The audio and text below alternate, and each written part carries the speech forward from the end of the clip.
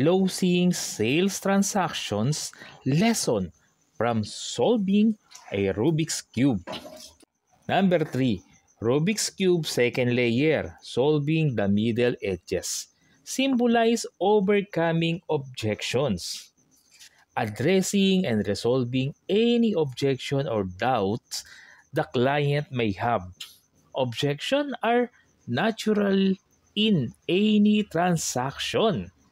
Skillfully addressing them builds confidence and credibility.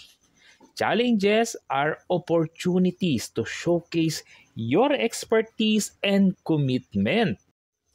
In this stage, you can validate the client's objection before addressing them. For instance, say, "I understand why that might be a concern," before presenting a solution. This shows empathy and builds trust. For example, a client hesitates due to uncertainties about financing. You reassure them by detailing the flexibility of Pag-ibig loan terms and explaining how monthly payment fit within their budget. By providing a clear plan, you ease their concerns.